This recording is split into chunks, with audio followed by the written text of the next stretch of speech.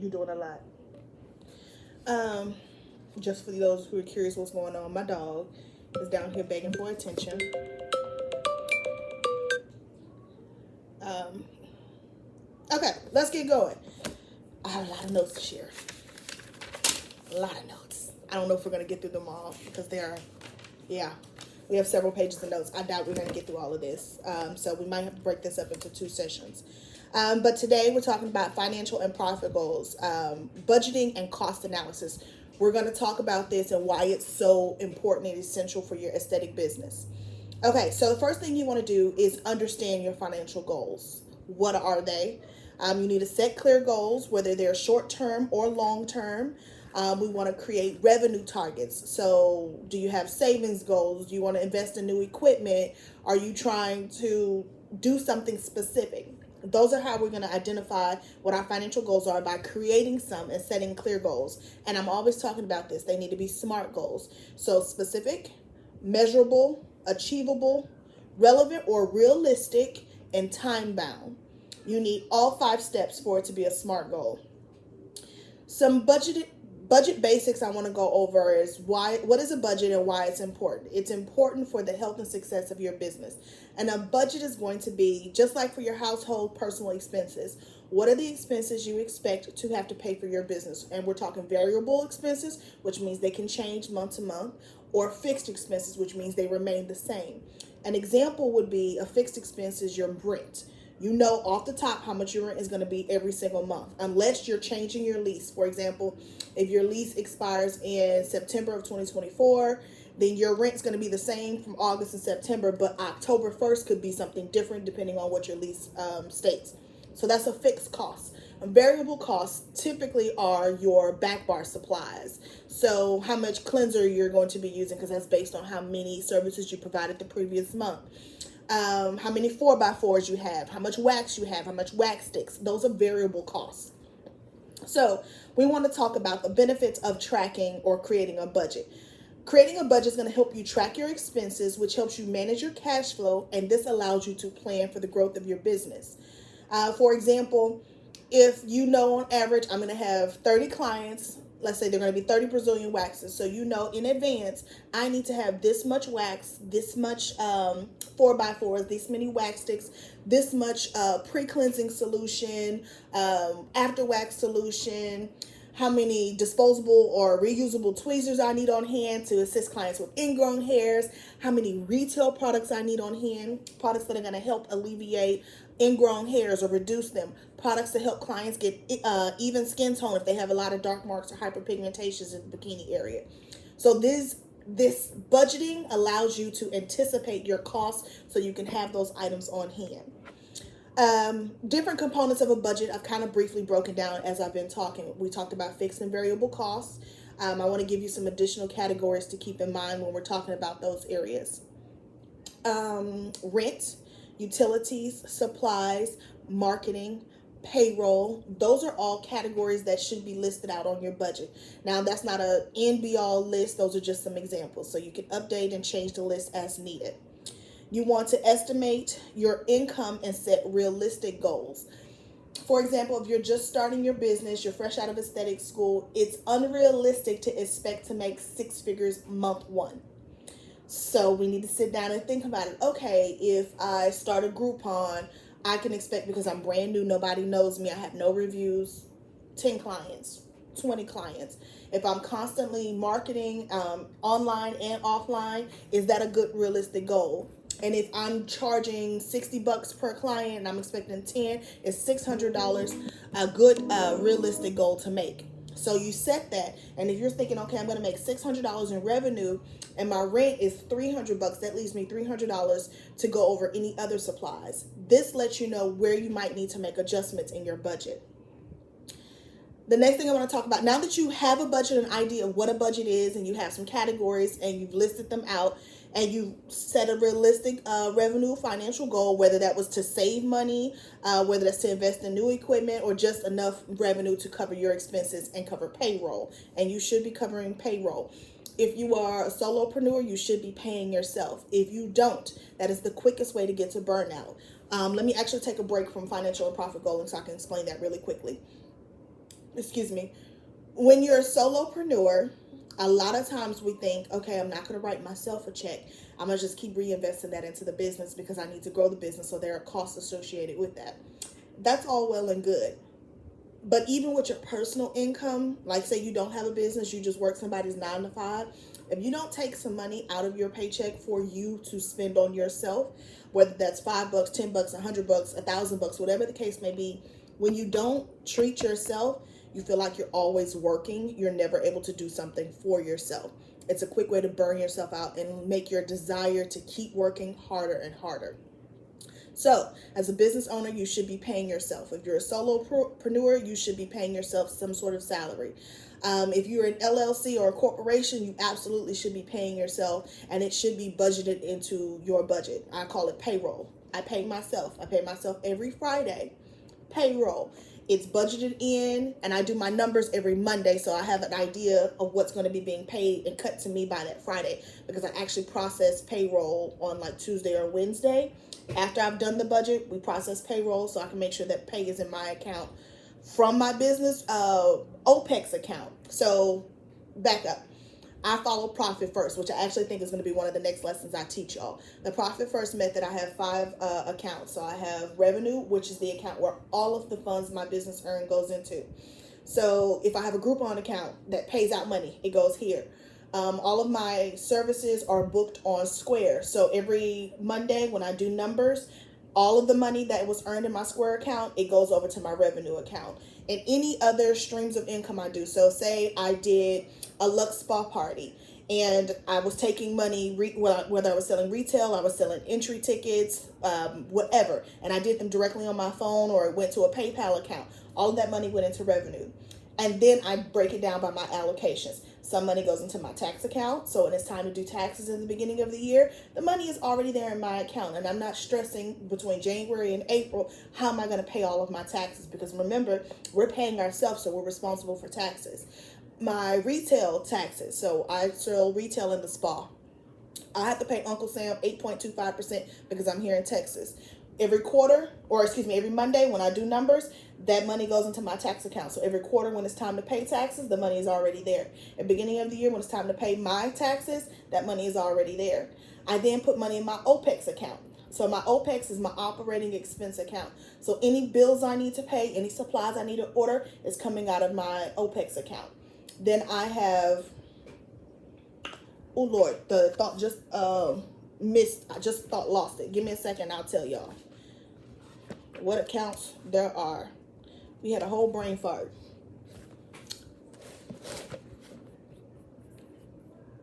So I have my tax account, my payroll, that's what another one is, my payroll account. So based on what my sales were, my allocations are previously set off of the revenue. Let's just say it was 30%. 30% of what's in the revenue account goes to payroll. That's what I use to pay myself. So we have the tax account, we have the payroll, we have the OPEX, and profit. That's the last one. My profit account, because I'm the owner of the business, I get a cut of profits. Once a quarter, I go in and I pay myself profits. That's extra. That's like a bonus. So those are some things that I do, and I encourage y'all to do the same. It's a great way of making sure your business is paying yourself and making sure you're actually profitable and making sure funds are there when you need to take care of taxes and covering your operating expenses. Let me see where I was going with that. I kind of lost my train of thought. Let me look at my notes really quickly. So we were talking about budgeting basics, why budgeting is important for the health and success of your business. I talked about the benefits of it, components of a budget, and estimating income and setting realistic goals. Now let's talk about analyzing cost efficiency. I want to go over 2 different cost analysis or different types of different ways to analyze your budget. Cost-benefit analysis involves comparing the cost of an action or an investment to the benefits it will bring. This method helps you determine whether the benefits are going to outweigh the cost and if it's a worthwhile expenditure. So, you want to list out all of the costs that you're expecting to have in your business. It's just like your budget. And then you're going to actually list out the category names. List out how much you think they're actually going to cost. We are estimating because we're new at this. Now, if you've been operating your business for some time, then you just look at your history of expenses. So month to month on average, I spend XYZ on supplies. I spend XYZ on payroll. I spend XYZ on marketing. So you would list that information out. Then you're going to list out the potential benefits, such as if I spend $500 in marketing, the benefit could be I get increased new clients. If I continue to market and do things for my existing clients, my client retention rate could increase. If I invest in new equipment, I can bring in new clients. Or if I'm, continuing to invest in Facebook or Instagram ads, this is now running new marketing campaigns, which can bring in new clients. So these are the things we want to do. List out the categories, list out an estimated cost for every area. If you don't know where to start, Google it. If you still don't know where to start, you feel like you're lost, then you need to book a master strategy session with me and we can walk through it together. Excuse me. So after you've done that, we're going to quantify the costs and the benefits, which we've just kind of talked about. This is assigning a monetary value to each of those areas and those benefits. Then we're going to compare. We were talking about investing in new equipment. And sometimes we get caught up on that. We're looking at social media and we're looking at things and we're thinking, well, that person's providing a hydrofacial and that looks so cool. Hydrofacial is a super popular treatment, but that equipment cost is extremely high. The maintenance cost is extremely high. If you're just starting out, you need to decide, is that worth investing in right now, or should I build my clientele and then kind of tell my current clients about this and work that in? For example, now I'm pulling numbers out the side of my neck. If you want to know the actual cost of hydrofacial, then you need to reach out to them. But let's say the initial cost of a hydrofacial machine is $20,000 and the maintenance cost every month is $1,000. But we feel like if we implement this equipment, we implement this service, we're going to advertise it to our current customers, we're going to advertise it to potential customers. We anticipate to bring in another 6 clients per week, and each of those facials is $200. So 6 times 4 is 24. 24, we said, times 200. Let's do some math. I want to make sure I'm as accurate as possible. Where's my calculator? So we said 24 clients that month, and we're saying a hydrofacial, we're going to say is $2,000. $200 for each service, and we're bringing in 24 clients. That's $4,800 additional revenue for the month. Remember, it costs you $20,000 to purchase the piece of equipment, and it costs you $1,000 to maintain. So just looking at that right there, is that a right piece of equipment to bring into today? Now, long term, could we eventually pay off that $20,000 and $1,000 of maintenance and make it worth our while? Yes. But do you have the cash flow to pay for it and to maintain it while you're building the clientele? So that's why analyzing your cost is so important. Comparing the benefits and the cost, and is it going to be worth it for you today? This gives you, by doing this process, it gives you the best information to make a decision. If your net benefit is going to be positive, the investment is likely to be worthwhile. But if it's negative, you may want to reconsider and think about doing something different. Another example. So I am a face reality certified acne specialist. If I want to become certified in face reality today, I think the class is like maybe $2,500. Again, do not quote me. Go look that up. Back when I did it, it was a different price, but I think right now it's like $2,500, and they have 2 different levels. So you do one level and then you could do a second level. But the first level, you have to pay for the training. And at the end of the training, they give you the option to buy your first order of of products. When you start seeing clients, you have to put them on a regimen, a very detailed morning and evening regimen. On average, it's 5 to 6 products. So you need to have that on stock. There is an upfront cost involved in that, and I want to say it's like $1,000 maybe for the first order, and it varies. They have different packages, but let's just say $1,000. Again, if you want specifics, go to Face Reality and get that information. There's an upfront cost to having those products, but on average, my ticket sales for a new client in retail products is about $220. So 5 clients or 4 clients will take care of that $1,000 upfront cost. But I have to sit down and weigh it out. I had to pay for my training. I had to pay for these products up front. Then I have to find the clients to come in to book, and then have the clients actually purchase these retail products and get on my schedule for upcoming services. For me personally, the acne clearing facial is $175, and I recommend they come to me every 2 weeks. Now, this is a client who's in my acne program. So they're going to pay for their initial service. They're going to pay for a consultation. They're going to pay for their at-home skincare routine. So the consultation and the first service is $225. The products they're going to buy is about $220. So that's $450 for your first service and pretty much everything you need for the first 4 to 6 weeks of products. But then 2 weeks after that initial appointment, they're going to come in for another treatment. And we usually adjust their skincare routine. We're going to get more aggressive as we get into it so that we can see better results. That's another $175. So every time they're paying me $175, that's covering the cost of the products I'm using in the spa, and that's going towards my overhead costs. Now, say the training, I've worked into a budget. It cost me $2,500 to do that, and I want to pay it out over 6 months. I'm just saying this is my budget. So I have to see how long is it going to take me to pay off that $2,500? How many clients do I need to bring in? So those are the things we're having to decide. Is it worth it? The training, the upfront cost of buying the supplies, but how much money can we make in the long run? Create a budget, set realistic goals, compare your costs. This is what I want y'all to do. That's the whole point of this lesson today, is your financial goals and profit planning. We want to make sure we're profitable from day one. So that means sitting down and counting the costs. I have been in this business for a while. I've been in the beauty industry for 20 years, but I've been a licensed esthetician running my spa for 5.5 years. I don't want y'all to learn expensive lessons. I would rather tell y'all or teach y'all so that you can avoid some of those lessons. Experience is the hardest teacher. I just had this conversation with my 10-year-old this morning. Experience is the hardest teacher. You would rather learn it from somebody who's been there and done that so you can save time and save some money and get to the end goal much quicker. Y'all following me? Okay, let's keep going. I think we're actually going to go over one more subject and then I'm going to end it for today and we'll come back. So let's talk about profit margins and pricing. So you have to understand your profit margins. This is a financial metric that's used to assess your business's profitability. They can show the percentage of revenue that exceeds the cost of running your business. There are two different types of profit margin. So you have gross profit margin and your net profit margin. So let's talk about gross profit margin.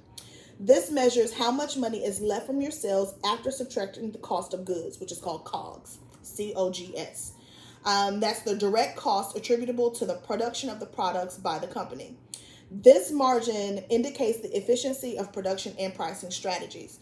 And I'm going to give y'all the formula. To create or figure out your gross profit margin, you're going to take your revenue, however much you earned, minus your COGS, which is your cost of goods sales, divided by your revenue again, times 100.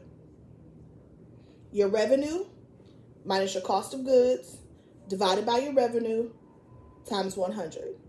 And I'll give y'all an example. If your spa generated $10,000 in revenue and your cost of goods was $4,000, your gross profit margin is $10,000 revenue minus $4,000 COGS divided by $10,000 times 100, and that gives me 60%. 60% is a pretty decent gross profit margin. On average, I actually try to do 70 to 75% personally in my spa.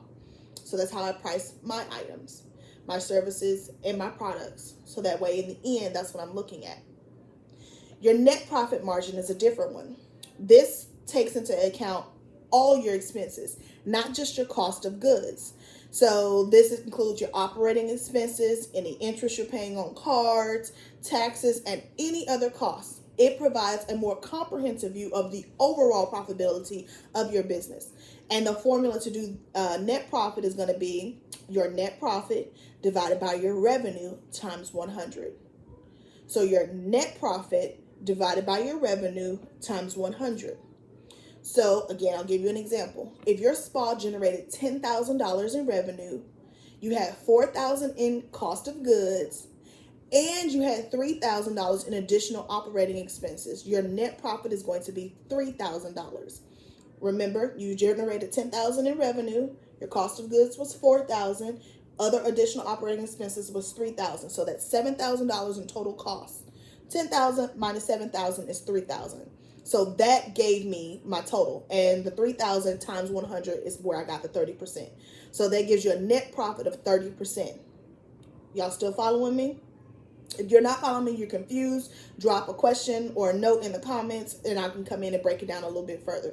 But so far, it looks like everybody is following me. Okay, let's keep going. The importance of profit margins, I'm going to give you actually 3 reasons. 1, assessing efficiency. Profit margins help you determine how efficiently your business is operating. I'll repeat that. Assessing efficiency. Profit margin is important because it helps you determine how efficiently your business is operating. If you have really high margins, it may indicate you can lower your prices and attract more clients. Typically, if you have low price points, you have to do high volume. So if you have a really high profit margin, but you're not doing a lot of volume and you'd like to change it, lower your prices a bit and you'll likely attract more of an audience.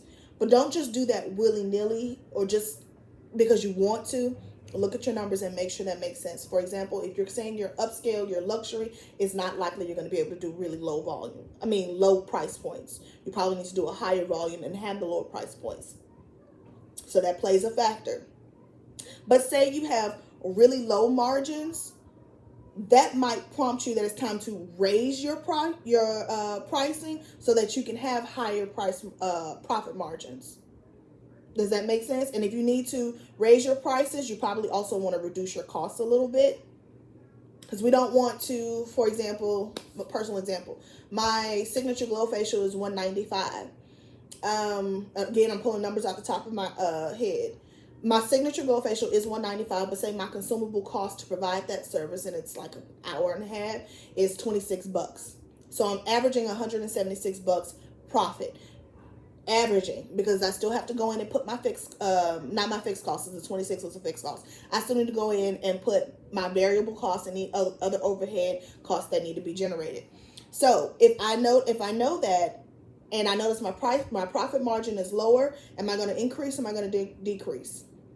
Those are the kind of things that we're deciding when we're talking about our pricing strategy. High margins, again, indicate it may be room to lower your prices so you can attract more clients. Lower margins, hold on, y'all. You need something? What? You can keep going. Okay. Thank y'all for your patience. Lower profit margins prompt you may need to increase your prices or reduce your costs. I recommend between 60 to 75% profit margins. That's a good point to be, because as inflation happens, costs go up. This still means you're going to be profitable. You're still going to be able to bring some money in. Y'all ever notice how big companies, you're used to, let me see if I have some up here. Okay, I don't have anything up here on the top. But a good example, Lay's, the potato chip brand. Back in the day, you used to get 4 bags for $1. So each bag of chips was a quarter. Now I think they're like 2 bags for $1, and that's the cost of inflation. The size of the bag has not changed, but the price has increased because they're trying to maintain their profit levels.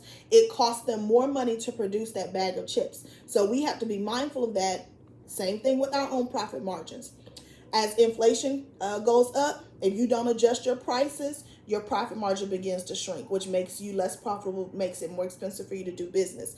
That's why it's important that we're reviewing our prices, we're reviewing our profit margins quarterly. At the end of the year, on average, I recommend you raise your prices 3 to 5%.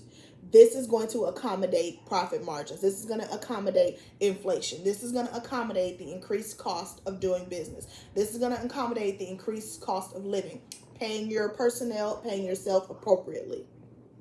You don't, now when I say 3 to 5%, you don't have to raise everything across the board, every single service, every single product. You don't have to do that. If you are quarterly reviewing your profit margins, quarterly reviewing your pricing strategy, you're going to know at the end of the year which items need to be raised and which items can stay where they are, or if you even need to raise pricing. Because if your costs are not increasing, you don't have to change your prices unless you just want to. For example, in my own business, I don't necessarily raise prices every year. In fact, on average, I was raising prices every 2 to 3 years. But between 2023 and 2024, cost of inflation has just really skyrocketed. It costs me a lot more to provide my services and my products. So there probably will be a price increase from 24 to 25. I'm looking at my comments. So far, I still don't see any questions, so that means everybody is following me. Let's keep going. Again, if y'all have questions, if you're watching the replay and something still doesn't make sense, drop your questions here, or you can book a clarity call. Clarity calls are not coaching sessions. They're a great time for you to come in and ask specific questions. That would be a great time for you to come in and say, you know what, I really don't understand margins or profit margins. Let's talk about that. Then you're going to have to give me specifics about your business, about your goals, and then we can set those profit margins. I even have worksheets that I use in my business that I can share with you that helps you identify what those numbers need to be. Helps you identify what your consumable costs are so that you can price your business appropriately. Okay, moving on. Financial health. Consistent profit margins, meaning like if it's 60%, 70%, 75%, if it's consistent from quarter to quarter, that tells you that your business is financially stable. If you're constantly seeing fluctuations, that can mean that there are issues that need to be addressed. That means your cost may be too high or your pricing points may be too low. It tells you there's something not right that you need to pay attention to so that you can fix it and resolve it. Y'all following me? Okay, so actually we're going to go ahead and put a pin in this now. We're still talking in financial and profit goals. We will pick this up again next Monday, 11 o'clock, and we're going to finish talking about financial and profit goals. Quick recap. Today we talked about budgeting and cost analysis. We talked about understanding financial goals, setting financial goals, budgeting basics. We went over the categories and things you should be tracking. We even talked about some different ways to analyze your costs, listing out the categories, putting monetary values to them, listing out the benefits, comparing to see if they're worth it, investing in new equipment, offering new services. We also talked about profit margins, specifically gross profit and net profit. And then I gave y'all a couple quick tips on why it's so important to track your profit margins. So next Monday, we're going to talk more about how to improve your profit margins and pricing strategies. So let me give y'all a couple quick tips, and then I'm going to get out of here again before I check for more questions. One, if you don't know where to begin, the first thing I absolutely recommend y'all do is download my free profit plan. It is for estheticians specifically, but just about anybody in the beauty industry can use it. You just click the link in my bio. It's an instant download. That's going to help you get started on becoming profitable from day one. The next thing or resource I have available for y'all is my comprehensive business guide. It is 90 minutes of video training, and it comes with a companion PDF. And we break down so much. We break down coming up with your unique selling proposition, market research and analysis. We talk about client retention. We talk about your numbers. I mean, it is comprehensive. We go in together pretty much. So you'll walk through the lesson with me, because you're going to get a copy of the video and the PDF. It's at your own pace and it's yours forever. I'm not going to ever pull it back or say you only have 30 days, 60 days access. You can stop it, start it, rewind it, and go through it as you need to. As you're going through the lesson, if you feel like, oh, I have more questions, that's when you need a clarity call. If you want us to work together on a particular segment or project in your business, like I understand profit margins, now I want you to help me create them, then you want a master strategy session. The clarity call and master strategy session can all be booked from my website directly, thejessicafields.com, or just by clicking the link in the bio. If you guys are not following my page, follow the page, turn on notifications. That way you know when I'm going live and you know what's coming up in the business. So let me check real quick for questions. Okay, so I have none on Facebook, Instagram, or YouTube. If you guys are watching the replay, comment replay so that I know that. And again, if y'all have questions later on, go ahead and drop them and I will come back and answer them for you. Y'all have an amazing, amazing Monday. I have got to get back to work. It is my numbers day. So that's what we're going to do next, is actually do my numbers. Y'all have an amazing Monday. I will talk with y'all soon.